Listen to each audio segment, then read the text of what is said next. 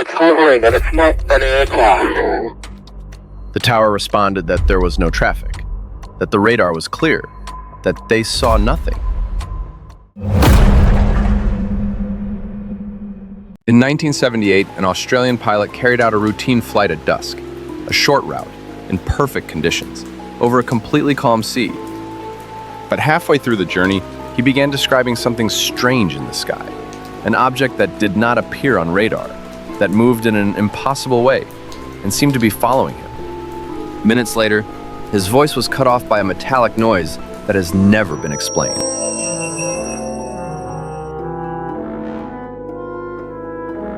To understand what happened that night, we must first return to the point of origin, to the exact moment when everything began. The young pilot's name was Frederick Valentich. He was only 20 years old, yet he had already logged more than 150 flight hours and carried a deep ambition to become a military pilot. He was disciplined, reserved, and meticulous when checking every instrument on his aircraft. Those who knew him say he never took off without verifying even the smallest detail. On October 21st, 1978, at 6:19 in the evening, Frederick arrived at Moorabbin Airport in the city of Melbourne, Australia. That day, he was scheduled to complete a simple flight, travel to King Island, a small island south of the mainland, located in the middle of the Bass Strait, a region known for its unstable currents and for a sky that, at dusk, turns into a dark void above the sea. Frederick rented a light aircraft, a Cessna 182L, ideal for training flights and short routes. His path was planned, the weather was perfect, and there were no warnings of storms or turbulence. It was, on the surface, a completely routine flight. However, Valentich requested information about the air traffic in the area even before taking off, as if he sensed that something about this journey would not be like the others. The original plan was simple: depart from Melbourne, fly along the southern coast, cross the Bass Strait, and land 45 minutes later on King Island. A short, calm trip over a quiet sea and a cloudless sky. But somewhere between Melbourne and the island, that ordinary route would become one of the most unsettling mysteries in modern aviation.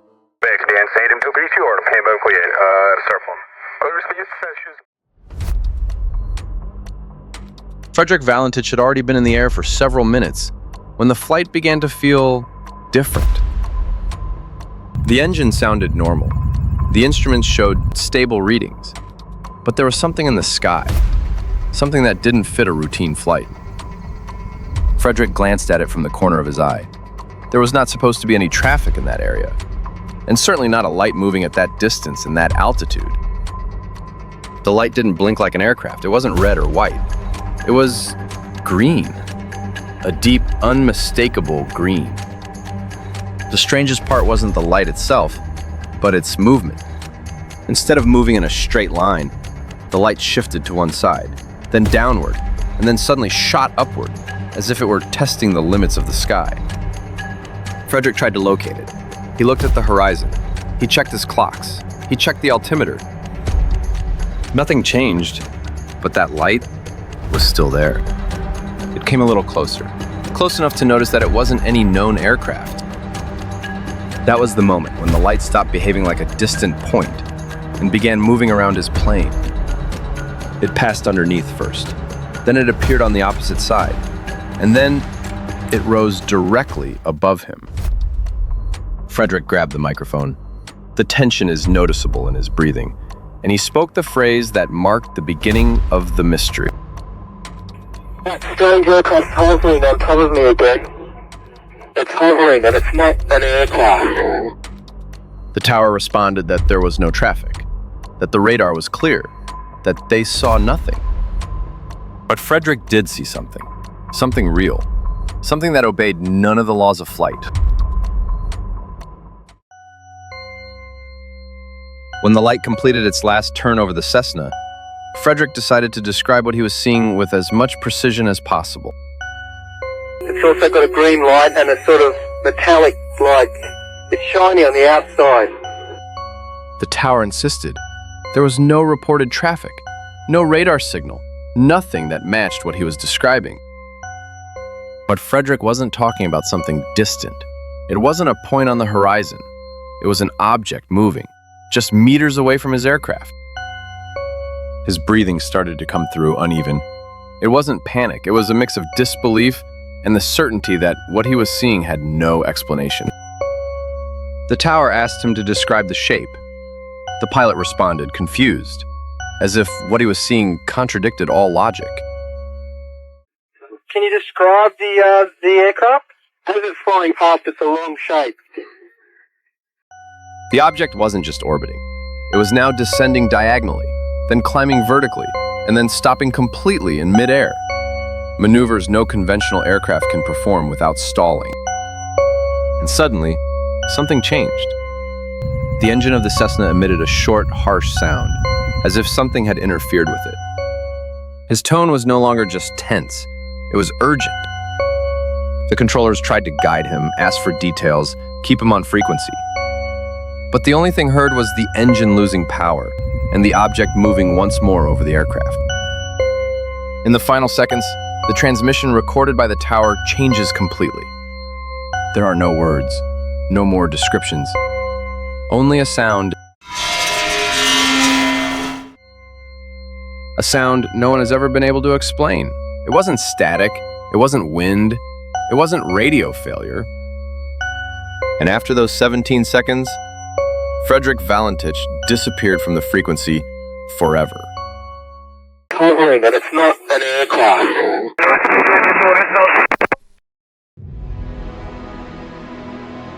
After those 17 seconds of metallic noise, the frequency went silent.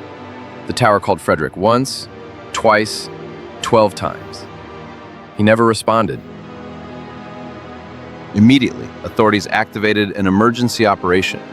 The area where he had disappeared was one of the most dangerous in Australia, the Bass Strait. That same night, the first search aircraft took off. They flew low, in straight lines, lighting up the sea with beams that seemed to vanish into an endless void. The next morning, the operation expanded. Helicopters, Coast Guard vessels, Marine patrols, and military aircraft covered a massive area. For 4 days, they explored more than 33,000 square kilometers of ocean and coastline. There were no remains, no signs of impact, no fuel floating on the surface. Not a single piece of the aircraft appeared. In a typical air accident, something is found afloat, a door, a seat, a fragment of the fuselage. In the case of Frederick Valentich, there was absolutely nothing. The weather was stable, the sea was relatively calm, the route was direct. And yet, an entire aircraft with an experienced pilot vanished without a trace. As the hours passed and no evidence surfaced, the search teams began to ask themselves whether they were truly looking in the right place, or whether what had happened was something entirely different from an accident. On the fourth day, the operation was officially suspended. The sea was empty, and the case shifted from an aviation incident to an open file.